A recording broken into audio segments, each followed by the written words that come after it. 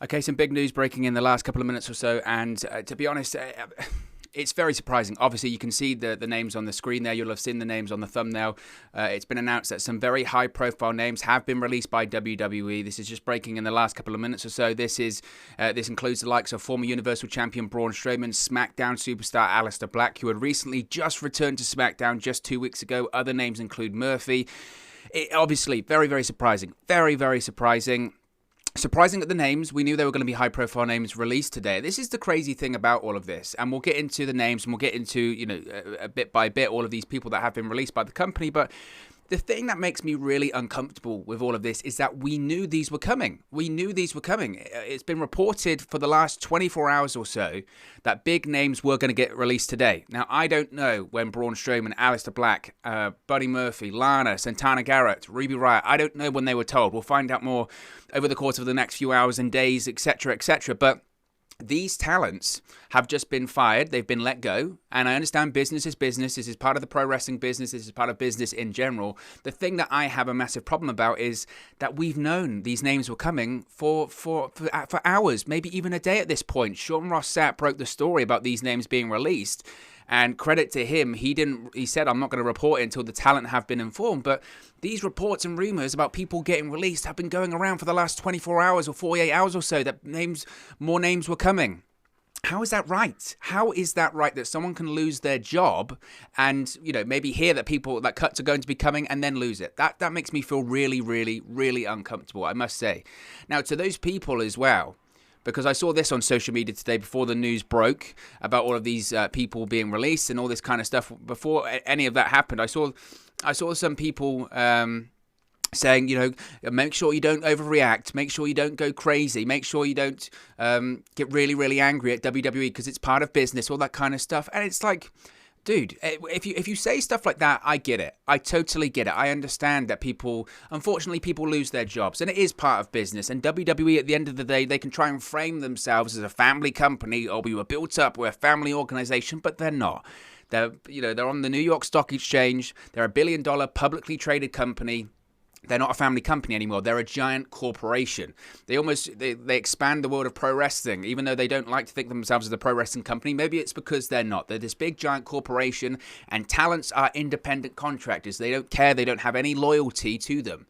So I understand that when people get fired, that some people look at it and go, why are you so up in arms? People get fired every year. You do the same thing. You overreact. But it's never nice to see people lose their job. I don't think anyone should celebrate people losing their job. And the days that people get fired and you go, well, it's part of business, and you don't understand or have any kind of empathy for people losing their jobs during any kind of climate, that's not right.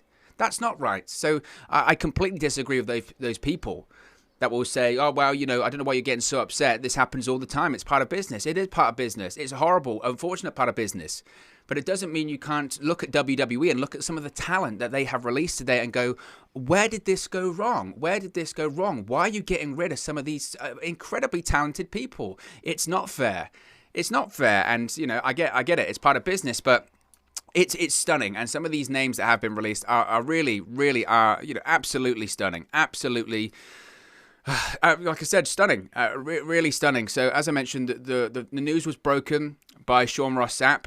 It was broken by Sean Ross Sapp. He tweeted out, quote, Fightful has learned the following WWE wrestlers have been released. The list includes Braun Strowman, Aleister Black, Ruby Riott, Lana, Santana Garrett, and Buddy Murphy. Now, as far as we're aware, I don't know if there are going to be any more names released. If there are going to be more names released, obviously we'll talk about it in this video here, but it's something that's going to be ongoing, and it's shocking. It really, really is shocking. Here we go. The WWE have officially posted this as of recording right now. It says WWE has come to terms on the releases of Braun Strowman, Aleister Black, Lana, Murphy, Ruby Riott, and Santana Garrett. The fact, it's excellent reporting by Sean Ross Sapp, and it's very, very, very good journalism. Never ever question the guy's credibility or ability to get insider information or news or break stories. The fact that Sean Ross Sapp was first to tweet this and the company weren't, that's a massive issue. That's a massive issue for WWE. You shouldn't have journalists reporting this kind of news first. It's not good news anyway, but let alone you shouldn't have Sean Ross Sapp reporting it first. That should be your own company reporting it first. It's not good enough. It's not good enough by WWE. Now, as I mentioned, there'll be a lot more stories coming out about this in the coming days. I'm sure of it. There'll be a lot more reports and rumors and information from these talents discussing when they found out, how they found out, what went wrong, what went right, all this kind of stuff. But there are names on there absolutely that are very, very, very surprising. Very surprising, and we'll break them down in this video. But you know, it's shocking. It's shocking when, again, we knew these names were coming. Well, not these names specifically, but we knew releases were coming. Again, I have an issue with that anyway. The fact that, you know, news can come out of cuts. You know, as fans, we can know that cuts are coming maybe before the talent. That is just, to me, crazy. It really is crazy. And it doesn't seem... It doesn't seem right in that sense. And look, these are incredibly talented people, and it's horrible to anyone to ever see this, see people lose their job, especially talented people, especially people that work hard, especially people that deserve success. The only way that I can rationalize this at this point, honestly, and it's like we've spoken about previously, is that WWE really is gearing up to be sold. That's the only way I can look at this and kind of put all of this stuff together. Is they must be lining up to be sold. And look at the pattern at this point. You know, you bring in Nick Khan, Chief Revenue Officer, President of the company. You get rid of a load of senior figures in the company. You merge together all of these departments. You merge together WWE Digital. You merge together WWE Studios. You merge together all these kind of different departments, the social media departments, into one. Massive cost-cutting measure. You also get rid of a load of real senior executives in the company. You get rid of a load of senior executives from global offices in Japan, Los Angeles, the United Kingdom, India, all of these offices around the world. They get rid of all of that. And then yesterday it was broken that Nick Khan had essentially brought in, I think it was 3 senior executives to be part of the senior leadership team in WWE. So he's breaking down and rebuilding the WWE in his own image. They're streamlining everything. They're licensing out their WWE network to Peacock, to NBC Universal for their Peacock streaming service in a $1 billion deal. I've never, ever, ever felt, as a WWE fan, any more certain that WWE is going to be sold in the next 3 to 5 years, maybe even sooner than that, because they are trimming away all the fats. And this is the same company as well. This is the same company that is bragging on its shareholders and stakeholders meetings that we're making record profits, we're making record revenues and all that kind of stuff. Well, if you're making all of this record revenues and record profits, the reason why you're making them is because you're firing the majority of your workforce. So it's going to be fascinating to see what happens from WWE from a corporate point of view, but there is such a state of flux in WWE right now. There really is. You're returning to touring as well in July, so you would hope that you're going to start making more money, merchandise, tickets, and all that kind of stuff. And all of these guys that have been with the company throughout the pandemic, worked with the company at a real difficult time, and put on great entertainment. Braun Strowman was the Universal Champion during that period of time. He helped SmackDown, and now he's fired just before they go back on the road. It's madness. Braun Strowman was in one of the main events in WrestleMania Backlash last month. I mean, what is going on? What is going on? It's crazy. It's absolute crazy. So let's go through these names, because I don't think it's right just to do all of these in one. So let's go into these names. Braun Strowman, Universal Champion Braun Strowman, released by WWE. I mean, out of all the names, arguably this is the most surprising for me. Braun Strowman, as I mentioned, I mean, if you look in recent history, Braun Strowman was in a WWE Championship match at WrestleMania Backlash. That was last month. Braun Strowman a couple of weeks ago was on Monday Night Raw. He was doing a promo backstage going, I can't wait to get back on the road. I can't wait to tour and all this kind of stuff. So to me, and again, this is what I find really confusing about all of this. To me, they obviously, 2 weeks ago, had plans for Braun Strowman. He was featured in. You don't put someone in a WWE Championship match on a pay-per-view knowing that you're going to release him in a couple of weeks. You don't do that. You don't. So whilst we may have known about these cuts to come and these releases to come over the course of the last 24 to 48 hours, WWE didn't know about them a couple of weeks ago. They really didn't know about him a couple of weeks ago. Why? Because they had this guy. They had this guy in the WWE Championship match at WrestleMania Backlash. This guy, and look, Braun Strowman. People can have their opinions on Braun Strowman. I know last year, certainly during the pandemic, he said some things that certainly I didn't personally agree with it. You know, I didn't personally agree with some of the things he said regarding independent wrestlers on the indie scene. Obviously, there were some indie wrestlers, who were basically saying that because of obviously the pandemic and because of everyone having to quarantine and because of essentially the independent wrestling scene shut down for a year because they couldn't run events, they were having to find different ways to make money. So they were saying, look, if you can buy my merchandise, if you just want to donate, if you want to go to a GoFundMe to help pay some bills that I have, all that kind of stuff, do it. And you have to remember last year, and even to an extent now, but especially last year, it was a point where you had to rally together. As humans, we had to rally together and come together and help each other out any way we could. And Braun Strowman did basically a post, I think it was on Instagram, or he commented on Instagram and basically said that, well, I, as a strong man, I worked all of these years and I was making no money, but I worked hard. I didn't ask for any handouts. And these people, they don't need donations. They just need to work a little bit harder, blah, blah, blah. And it's like bullshit, basically, realistically, BS. I mean, seriously. Not everyone is blessed with being, 6'8" and 300 pounds or 400 pounds and being a really, really strong guy. Talk about, I think that was a little bit. And in fairness to Strowman, I think he backtracked on that a lot because I think he backtracked on it because he realized, maybe that's not right, or certainly got a lot of heat from it. But, irrespective of all of that, this is a guy that is obviously supremely talented and an attraction. There's no doubt he's an attraction. And look, like I mentioned, he is, however tall he is. And this is a guy that got into the shape of his life recently. Braun Strowman recently looks phenomenal. And this is a guy also, we spoke about this with Braun Strowman when it comes to his character. Arguably, one of WWE's biggest failures over the course of the last 5 years or so is their booking of Braun Strowman. There's no doubt about it in my mind. Braun Strowman was a guy, came in with the Riot family, 2015, night after SummerSlam. And during that period of time, I think he'd maybe had 2 matches in his career.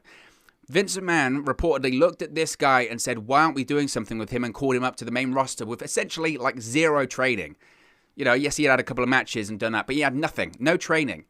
And obviously this guy had something special, not just from a physical point of view, but he had something special in terms of the presentation of him. He had something special because within a year, he's removed from the Wyatt family. He's putting a singles role on Monday Night Raw, and he thrived. He absolutely thrived in that role. He became one of the most over characters on that show. By the end of 2016, certainly in 2017, everyone was saying this guy, because of the matches with Roman Reigns, because of the crazy spots he was doing when he's tipping over trucks and he's, he gets thrown into trash bins and he's grappling hook stuff and all of these stunts he's doing. He's breaking the rings with the Big Show. All of those things he was doing, everyone was saying that this guy is over.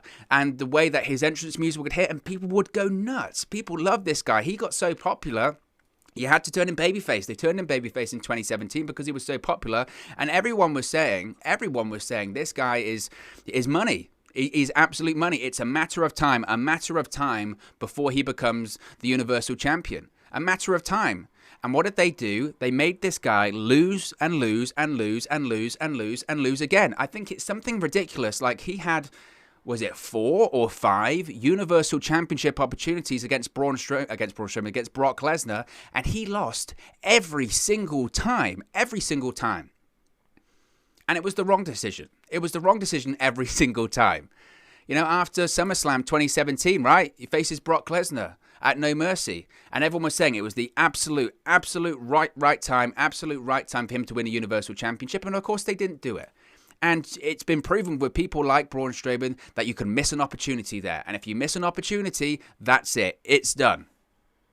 It's done. You miss your opportunity, and that's what's happened. That's what happened with Braun Strowman. They missed the boat on this guy because they booked him horrifically, absolutely horrendously. He lost over and over and over again in big matches, and you can't do that when establishing a babyface, let alone a giant monster babyface that's unstoppable. Well, you think Hulk Hogan would have been so over in the 1980s if he kept doing jobs every time he had a WWE Championship match? No, he won and he won and he won and he won, and the people were behind Braun Strowman and they killed it. And by the time Braun Strowman did win the Universal Championship in 2020, he was less relevant than ever. He wasn't even meant to be on WrestleMania that year. He was the Intercontinental Champion. That reign just flopped massively, so he lost it to Sami Zayn in that 3-on-1 handicap match at Elimination Chamber. Then he wasn't on WrestleMania. He even spoke about it in an interview. He was driving home. He was going to think, he didn't know what was going on with the pandemic, and he went, you know what, I'm not booked. I'm going to drive wherever he was driving. I don't know where it was, but I'm going to drive there. I'm going to sit there. I'm going to sit this pandemic out, and that's it. Goldberg was meant to be facing Roman Reigns at WrestleMania for the Universal Championship. He went, well, it's not going to be in Raymond James Stadium, but I'm not on the card. Again, because by the way, Braun Strowman's WrestleMania cards were awful as well. Talking Andre the Giant Memorial Battle Royal in 2017, which he was eliminated. Wasn't even it was on the pre-show and he got eliminated. Didn't even win the match. 2018, he teams with a kid. And the only person that got over in the match was the kid, and he's not there. He was gone the next night. Next year, he's in the Andre the Giant Memorial Battle Royal again on the pre-show. At least he wins this time. 2020 wasn't even booked on the card, and then he gets a phone call. We need you in Orlando for the Performance Center. He goes, why? Roman Reigns is pulled out. He comes in, he beats Goldberg in 4 minutes, but it didn't matter at that point because any investment that you once had in Braun Strowman, any believability you once had in him, gone. Didn't matter because you didn't believe in it. And people went, well, it's overdue. Maybe he can make it work, but it couldn't work. It could not work. And the reign absolutely fell flat. And obviously there are other factors in there. I don't think that's Braun Strowman's fault. I never thought it was Braun Strowman's fault. Obviously the pandemic, the Performance Center, 0 fans, 0 interest really in SmackDown at that point. SmackDown was a terrible show in the Performance Center. No one had a clue what was going on. Strowman had no momentum going in anyway, so it wasn't believable. It never worked. And it was just WWE basically looking at themselves going, look, I told you so. And then the moment Reigns came back, Strowman disappeared once again. Now he was meant to face, I think it was Drew McIntyre last year in December, had a knee injury, came back. Face WrestleMania this year, face the boss's son in Shane McMahon, face Shane McMahon, beat him by throwing him off a cage. The feud absolutely sucked. The Braun promos, which were terrible. One of the worst builds to a WrestleMania match ever. Shane McMahon, though, takes the big bump off the cage. The match was fine. And then he was involved in that WWE Championship picture. He was scheduled. In fact, Braun Strowman was scheduled to feud with Randy Orton coming out of WrestleMania. They changed plans because they wanted him in the triple threat match. They wanted him to be involved in the WWE Championship picture. And now he's fired. It's madness. It's absolute madness. And it goes to show these cuts have not been planned the last few weeks. That is a fact. They have not been planned the last couple of weeks. And it's staggering. It is absolutely staggering. This was the name, obviously, that I was so surprised about. Because why wouldn't you be, frankly? Why would you not be surprised about this name? Former Universal Champion, Vince McMahon.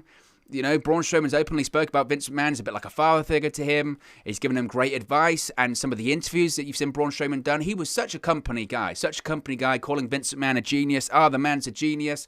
He's a father figure to me. He's great.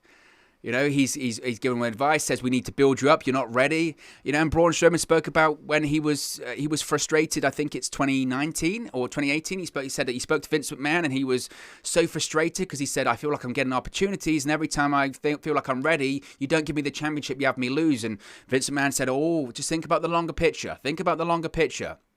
We're playing in the long game of your character. Think about the long term. Think about the longer picture. Well, the long term was that he was released. He was fired.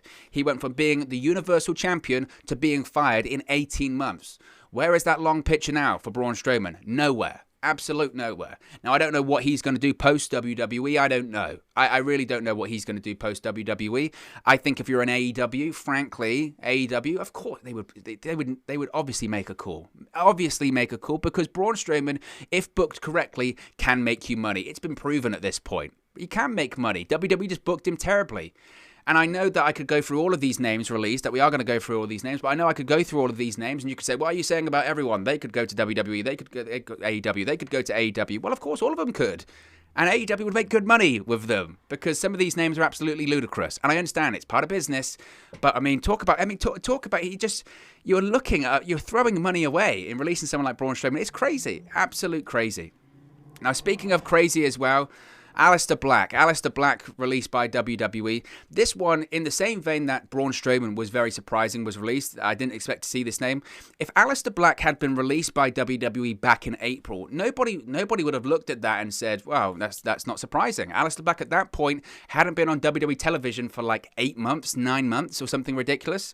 His wife at the time had been, let go by WWE last October as part of the whole third-party edict BS. And you would have said it's not surprising. He hasn't been on television. He's still under contract. He was unhappy. He hasn't been on TV since he was drafted to SmackDown. Makes sense, right? Makes sense. But coming out of WrestleMania, we got all those reports. Aleister Black vignettes are being filmed. vignettes are being filmed about Aleister Black. He's coming back. And then what did we see? We saw all of this stuff. These vignettes with Aleister Black, Tales of the Dark Father. So he was coming back, and people thought, well, obviously, any issues he once had, he has figured out with WWE. He's coming back. They're invested in the character. I mean, you don't shoot all of these vignettes. You don't take the time and money to film all of these vignettes and talking about all of the production that went into these vignettes, because these weren't just, promos backstage. These were lit in a specific way. You had candles, you had animation, you had all of this stuff. So obviously there was lots of time, money, and plans that went into this Aleister Black return. So we're thinking, great, he's figured out any issues that he had with the company. He's ready to come back. They're invested in the Aleister Black character. Great. And then 2 weeks ago on SmackDown, we've got that Fatal 4-Way Intercontinental Championship main event. Aleister Black makes his big return, makes a massive return to the company, right? Big E seemingly got the match won. He's got to win the Intercontinental Championship. Big light shines, and out comes Aleister Black. Aleister Black's in the ring.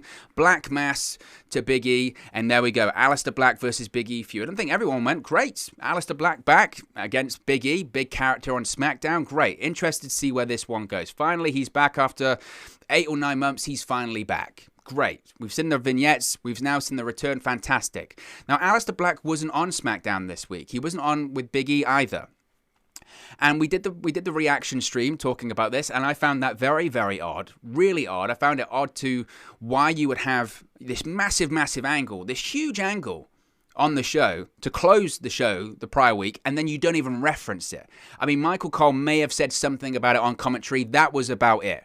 Said, oh, last week Aleister Black attacked Big E. That was it. No recap package. And this is a company that loves their recap packages, by the way. No recap package, no nothing. Absolute nothing. No vignettes, no promo backstage by Aleister Black. Certainly no physical appearance in the ring. Nothing. Absolutely nothing. And I think everyone at the time went, well, that's odd. That's just stupid, right? You've ended the show on this big cliffhanger that got people talking, and now nothing. And alarm bells were kind of ringing at the time, but we thought, look, it's Big E.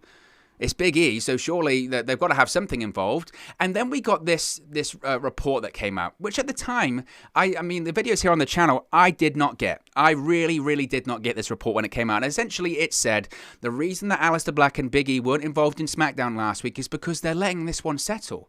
We don't want to rush things, guys. We're just letting things settle. This is long-term storytelling. It's a rare indication. That was the line. It's a rare indication of WWE letting things rest for once and taking their time.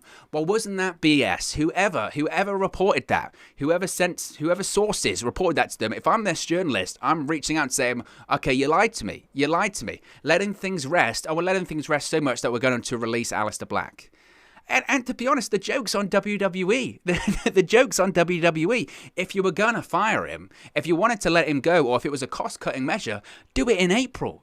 Do it in April, because you've owned yourself. You've owned yourself, because not only have you let someone incredibly talented go, who will go elsewhere, make a lot of money, and do very, very well. Aleister Black will have no issues finding another promotion to work for, but they've owned themselves because they spent all of that money on vignettes, on TV time, on promotion, on everything. They spent all of that time and money, and then they let him go anyway. I mean, talk about cost cutting. I mean, they spent loads of money.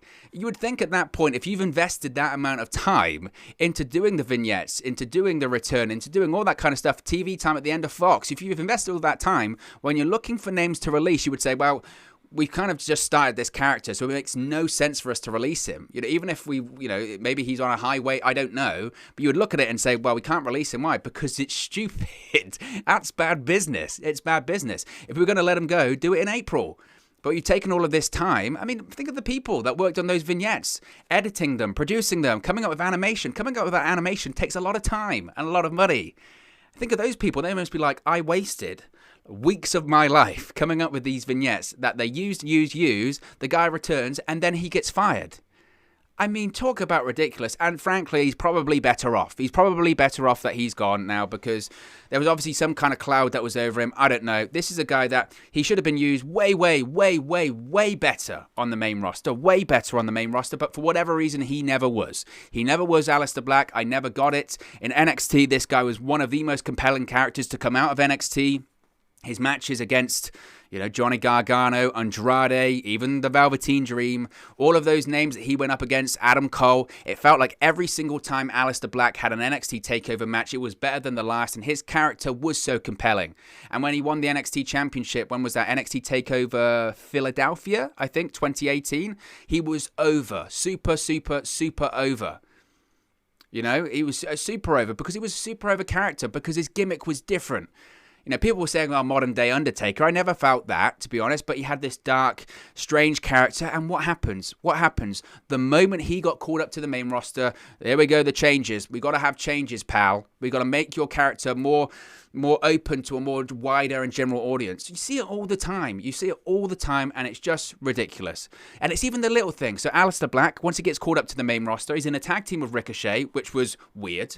Because when have they been a tag team? But they get called up, they're in a tag team. And then it's the little thing. So Aleister Black, right, he had the entrance where he was led on, it looked a bit like a coffin, wasn't it? And he comes up, he rises up.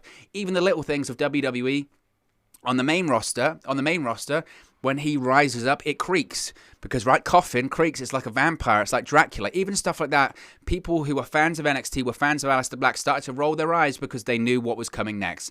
It's the WWE evolution of Aleister Black on the main roster. We got to make changes. We got to make you be more embraced by a wider audience. NXT has their fans, but we've got our fans. We've got a wider audience. We've got a bigger demographic. And it's just killing characters. It's killing characters, and that's what they did to Aleister Black. I mentioned about Braun Strowman, bad booking. Aleister Black was a victim of what WWE does to NXT talent that is successful in NXT. This persona, this character, whatever they do to make themselves successful in NXT, gradually WWE strips it away. We've heard these stories for years and years of Vince McMahon breaking people down to build them back up in his own image. And Aleister Black was a great example. First of all, you take away his entrance, you take away his music.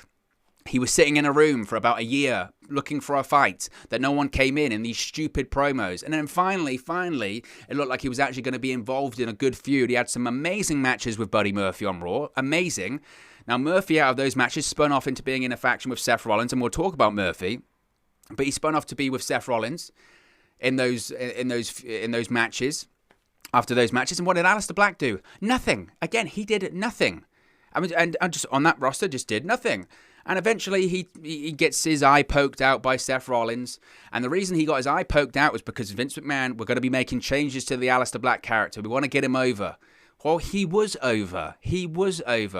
When he came to the main roster, he was over. Can no one compute this in this writing team, that these guys are over? It's almost like they get over in NXT, and that angers people. And it's all this big political game in WWE. The creative team and these big officials that surround themselves around Vince McMahon, they look at a character that's over in NXT and they go, wait a minute, if a character comes in and they're already over, what am I here for? Oh, wait a minute, my job's redundant now because he's already over. I can't take credit for the great character and the great promos that he's coming up with or the great matches because I didn't create this character. It's like the WWE and the WCW principle all again. You had these people that were over in WCW, they come over and Vince McMahon or these WWE officials can't wrap their head around someone that got over that isn't their own creation, and they go, well, we have to get you more over. You have to become a WWE creation. And essentially, at this point, NXT is the WCW for WWE. If you get over in NXT, it doesn't matter. You come up to the main roster, that character that worked, we don't like it. We don't do NXT here on Raw or SmackDown. We do something different. And Aleister Black was exactly the same for that. And it's a shame because this was a guy that could have main evented WrestleMania. And there were reports. This is how crazy Aleister Black's WWE career was. And I say was because now he's released. This is how crazy it was. There were rumors that basically when they were deciding for Brock Lesnar's opponent for WrestleMania 36, it was between Drew McIntyre and Aleister Black. Paul Heyman was the executive director at Raw of the time, and basically he had to pitch two of them to Vince McMahon. Obviously, Vince McMahon preferred Drew McIntyre, and Aleister Black, now he's released from the company. A guy that they were going to have win the Royal Rumble and potentially face Brock Lesnar at WrestleMania is now gone. And Aleister Black was a victim of stars that were being pushed by Paul Heyman on Raw. That moment Heyman was gone, they were dead in the water. Andrade, released by WWE. Buddy Murphy, released by WWE. Aleister Black, released by WWE. It's a shame. It's a massive, massive shame. Now, speaking of Aleister Black, Buddy Murphy, released by WWE as well. This one, frankly, It's not as surprising, shall we say, as a Braun Strowman or Aleister Black. It's still very surprising. Still very surprising. There's no doubt about that. Because this is a guy who was supremely talented, is supremely talented. And it felt like finally, after a while in WWE, again, and this is maybe a common theme of all of these names, but these were guys that were just, they got over it. They were so talented, and eventually they did get over, but it was that WWE didn't want them to. Buddy Murphy was in NXT, and was largely doing nothing. And essentially it was a case of, he pitched himself to the WWE officials. He said, look, I'm not doing anything in NXT anymore. I'll cut down to 205 pounds, legitimately, because that's the limit for the Cruiserweight division. He said, I'll cut down to this way. I want to go on 205 Live, because I want to get to the main roster, and obviously you don't have any plans for me, so I'll do it. I'll cut down, and I'll go to the Cruiserweight division on 205 Live. And he did it, and he was successful doing it. That kind of era of 205 Live, seriously, I mean, you could laugh and say like the golden era of 205 Live, but it really was. It really was, because that show at that point was very good. Look at the stars they had on there. Buddy Murphy, Mustafa Ali, Drew Gulak. They had some fantastic names. Leo Rush, even Enzo was on there during a brief period there. But Kalisto, you name it. They had some amazing matches on that show during that time period. Amazing. Cedric Alexander. And Murphy got over. He got over on that Cruiserweight show. On a Cruiserweight show that not a ton of people watched, but he got over because he was talented. Becomes Cruiserweight champion, appeared on pay-per-views as the Cruiserweight champion, had badass matches, and everyone said, I tell you what, once Murphy drops that Cruiserweight championship, he needs to be elevated because he's got talent. He's got a great look. He's obviously having killer matches. This is a guy they can do something with. So he goes to SmackDown as part of the brand extension after dropping the Cruiserweight Championship. And for months, the guy did absolutely nothing on SmackDown. I mean, nothing. This is around 2019 period. SmackDown Live. He did nothing. He was just the best kept secret. And you could tell he was frustrated. And man, he was frustrated. He kept tweeting out, I'm here. Best kept secret still. That's why he called himself the best kept secret, because he was. He was the best kept secret. He was doing nothing. And you remember part of the whole who attacked Roman Reigns angle? I mean, if you've forgotten about it, good for you, because it was awful. But the who attacked Roman Reigns angle in 2019, when you had the Daniel Bryan and Eric Rowan doppelgangers and all this kind of ludicrous rubbish, it was so convoluted, so stupid. And if you look back on it now, still, you'll never be able to make any sense of it because it was just stupid, absolutely stupid.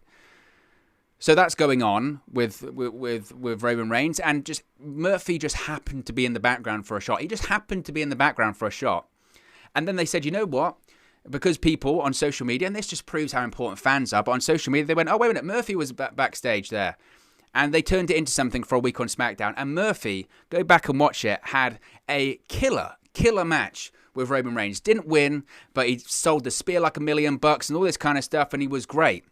And everyone said, man, Murphy is finally, have we woken people up here? This guy's super, super talented. He then had a match against Daniel Bryan, which he won, by the way. He won against Daniel Bryan. And then after that, largely once again, did nothing. I think maybe he might have had some more matches with Mustafa Ali, but at that point, they were just throwing him out there to do whatever. And once again, he then became the best kept secret because nothing. He did absolutely nothing. He gets drafted to Raw as part of the Paul Heyman era of Monday Night Raw as executive director. And Paul Heyman, in the same vein as Aleister Black and Andrade, saw something in Murphy, because how couldn't you? The look, the talent that the guy has, and obviously he's Australian, has a global appeal as well. You want to get that Australian market. This guy is money. So Paul Heyman starts pushing him, and then Buddy Murphy goes into a feud with Aleister Black. Brilliant. And like I said, the series of matches they had, I think they had one TLC 2019, I think it was. Awesome matches, series of matches on Raw, on TLC, and people started to say, finally, we're seeing them do something not only with Aleister Black, but Murphy too, and the guy got over. Now, he didn't win any of these matches, because maybe Aleister Black was the right call to win those matches, but then they did something great. After losing one of those matches, Murphy just sits at ringside on Raw for the remainder of the show. I think he was one of the main events of the show, and he's sitting there at ringside, and then the next main event or the next match is Seth Rollins involved. He's with the AOP at that period of time. He's just turned heel, and then he becomes Seth Rollins' disciple, and then you had the faction of Seth Rollins, AOP, and Murphy. Seth Rollins, AOP, and Murphy, and only Seth Rollins is remaining with the company. AOP are gone. Murphy's gone. You know, talk about the casualties of the Heyman era of Monday Night Raw. So then we have this faction for a little while, and one of the members of the AOP gets injured, so it just becomes Rollins and Murphy very quickly. But he becomes a Raw Tag Team Champion. He became the right-hand man of Seth Rollins as he was the Monday Night Messiah, and everyone felt finally, because eventually we're going to get to a point where it's Seth Rollins versus Murphy, and it's going to elevate Murphy.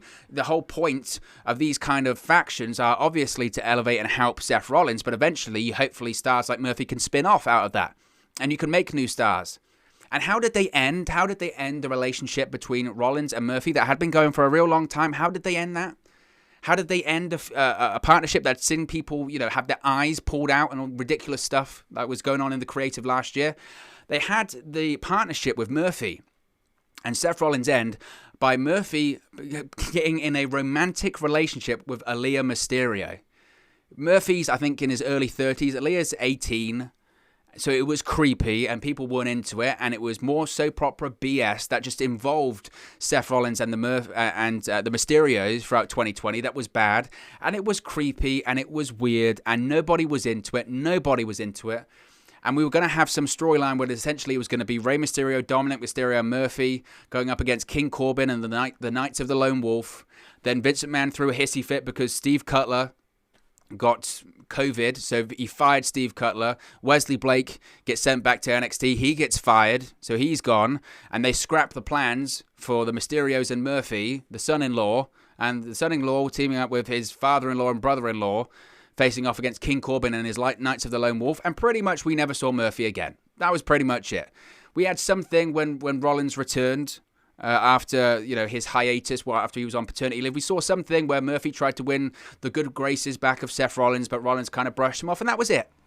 That was it. Just no, we're going to move on. Seth Rollins wears fancy suits now, so Murphy's done. And again, it's a guy that there is this so weird thing when it comes to WWE, isn't there? This so weird thing of someone that is supremely talented, and everyone knows they're talented. That's the frustrating thing. Everyone knows they're talented. Everyone knows they have great matches. Everyone knows that they have all of this potential. Everyone knows that they can have all of this, this great work, and they can have great rivalries. They can make the WWE a lot of money. Everyone knows it, apart from one person, seemingly Vince McMahon. And he looks at someone like Buddy Murphy and goes, I tell you what, I just don't know. I don't know what to do to get this guy over. And it's just ludicrous. It is just ludicrous. How can you not look at someone like this and realize that they have talent? They have talent. And maybe the reason they let go someone like Murphy is because they look at him and they say, well, we're not using him at the moment, so if we're going to let people go, then we'll let someone like Murphy go. But look, this is a guy, and again, I don't want to be, I know people get angry when you just say they're going to go to WWE, they're going to go to AEW, or they go to Impact or whatever, but this is a guy that, again, as is the case with all of these names released by WWE today, this is a guy that will have a ton of success. I have no doubt in my mind he will have a ton of success wherever he goes. I think if he goes to, say, an Impact Wrestling, he can be an Impact World Champion. I think if he goes to AEW, I think he can be a TNT Champion. He can be anything he wants, because Murphy is very, very, very talented, and he's very good at what he does.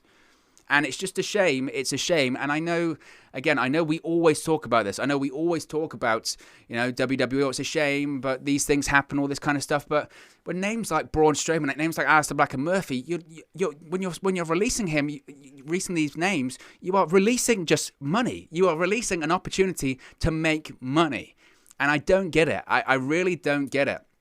Not that, I don't want to advocate, this person should be released instead, or this person should be released instead, but that's some very talented people. And it's WWE's just insistence over the course of the last, prior to the pandemic, certainly, but in sort of 2018, 2019, their policy of hiring people and hoarding talent has come back to bite them massively, because now all of this talent that they've been hoarding and not using properly, they've got to release, because for whatever reason, they've got to make sure that their budget isn't too bloated, because maybe they're trying to get sold, and I don't know, but certainly a name like Murphy, it seems really crazy, doesn't it? It seems really crazy that someone this talented could be released from the company. But if it's on the same day as people like Aleister Black and Braun Strowman, it's not really that surprising, I suppose. And it's very unfortunate that that's the case, because he is very, very talented.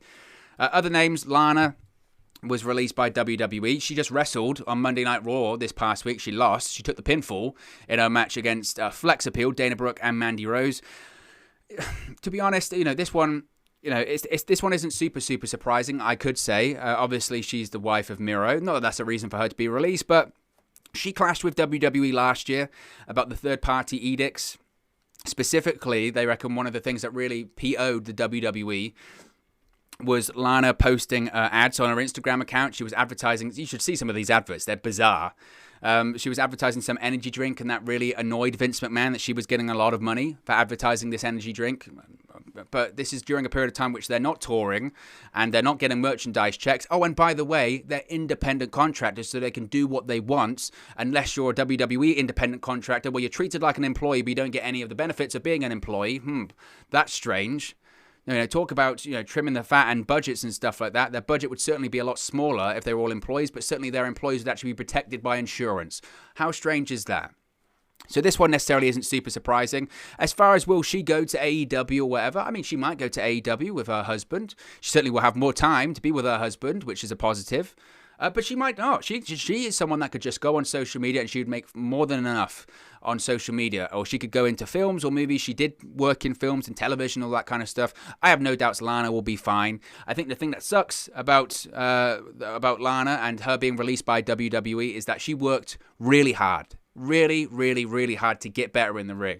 They did a WWE, was it Chronicle or a WWE 24 or something like that on Lana, and basically showed that how dedicated she was to get better, to work harder. She worked a lot with Tyson Kidd and other producers to get better in the ring and to actually win over the fans, and I think she kind of had. And again, look at Lana. Lana was in one of the more prominent female storylines on Raw last year with the whole bullying thing with Nia Jax, put through the announce table like 10 million times. Where did that lead? Nowhere, because these storylines never do. And now Lana doesn't have a job. So I wouldn't be surprised if she shows up with Miro in AEW. Frankly, we've seen that it works before, and I wouldn't have an issue with it. We've got a more serious, more dominating Miro in AEW, so wouldn't have a problem with it. But I think Lana will be fine. It's just disappointing. Someone that works incredibly hard, and some of the storylines Lana have been given over the years, frankly, were awful. The whole Dolph Ziggler thing, the whole Bobby Lashley thing. Vince McMahon was obsessed with Lana for a period of time. Obsessed. But like is the case with anything with Vince McMahon, he moves on eventually. Now he's obsessed with someone else. He's still obsessed with Charlotte Flair. So Lana, it's disappointing. Considering how hard she worked, it's very disappointing. Ruby Riott, talk about just picking apart the Riot Squad. The Riot Squad were a fun faction, and it's disappointing, really, this one, because the Riot Squad were one of the only actual female tag teams in WWE. And everyone was so frustrated about the whole situation when it comes to the women's tag team division because the people that are the women's tag team champions are never actually a tag team. They're two singles people put together. When was Nia Jax and Shayna Baszler ever a tag team? I mean, Tamina and Natalya, that's great. When have they ever been a tag team? They're just put together. Oh, well, they're just going to be a tag team now. You actually had a legitimate female tag team in the Riot Squad, and they lose all the time. They lose. They actually had a team name, the Riot Squad. They actually had match and ring attire. They actually had a joint entrance. They actually used tag team psychology, but that doesn't matter. That doesn't matter because tag team wrestling isn't respected in WWE. It's BS. It's rubbish. So this sucks. The only positive here, I suppose, when it comes to Ruby Riott is that I think if she goes to, say, an Impact Wrestling, she could be a Knockouts champion easily. And obviously, all of these people that were released today will be subject to the 90-day non-compete clause. So I don't know when that leaves. I think it's just before All Out, possibly. But not all of these people are going to be going to AEW. Some will go to Impact. Some will go to New Japan. Some will go to Ring of Honor. Ruby Riott, she could go to Ring of Honor. They just re-established their women's division. She'll be fine. It's just a shame. The Riot Squad were a fun faction. They were certainly a tag team in a women's tag team division that needs real tag teams. I was watching NXT last night. Their women's tag team division is far better than WWE's. And it's only been around, 3 or 4 months? It's ridiculous. Absolute ridiculous. So it's a shame. But, she'll be fine. And finally, Santana Garrett. I mean, this one isn't massively, you could say, surprising because she just hasn't really been seen. She was on NXT. She did take part on the Women's Royal Rumble earlier this year. She was eliminated in about 5 minutes. And we haven't really seen her since, really. So, I'm not really... If you're going to... Again, I'm not that I'm advocating for anyone to lose their jobs by any stretch of the imagination. But if this one came out, you wouldn't be that surprised. But it sucks. It sucks to see anyone lose their job. It really is. But look, guys, as always, it's just one man's opinion. What are your thoughts on all of these names being released by WWE? Let me know your thoughts in the comment section below. I'll do my best to respond and reply to all of your comments. Really enjoy interacting with you guys, talking about WWE, AEW, Impact Wrestling, New Japan Pro Wrestling, all things pro wrestling here on the channel. So be sure to get involved in the community. Drop a comment below. All opinions are welcome. If you have enjoyed this video, please do smash a like on the like button too. Really does help us out here on YouTube. Got the rankings and get into people's recommendation feeds if they haven't seen our videos previously. But most importantly, if you haven't already, please do subscribe to Wrestle News 365. You can do that by clicking the bottom right corner of the screen right now. Or if you wait a few seconds, there'll be a subscribe button at the end of this video along with another video for you to watch. Thank you very much for watching, listening, streaming, or have you come across this video today, and I'll speak to you again very, very soon.